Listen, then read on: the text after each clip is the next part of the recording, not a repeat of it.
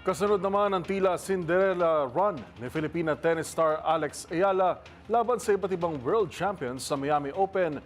Ipinanawagan ni Manila Representative Joel Chua ang pagpapalakas ng sports economy ng bansa.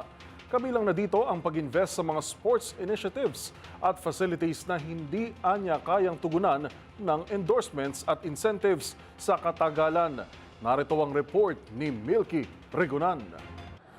Para makapag-produce ang Pilipinas ng mas marami pang mga kampiyon sa larangan ng palakasan, kailangan ng bansa ang sports economy. Ito ang panawagan ni Manila Representative Joel Chua matapos sindakin ng tennis player na si Alex Ayala ang mundo ng international tennis at tinalo ang mga magagaling na kampiyon at mga nasa top 10 ng tennis ranking.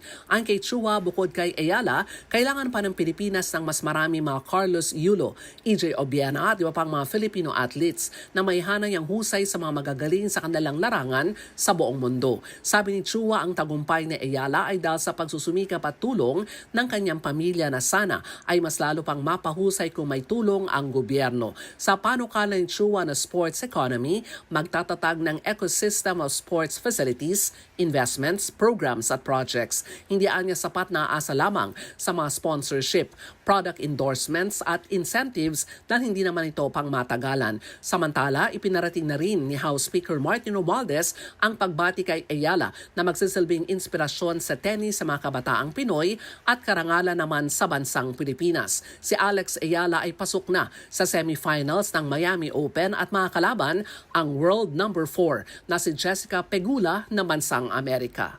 Para sa MBC TV Network News, ako si Milky Regunan, una sa Pilipinas, una sa Pilipino.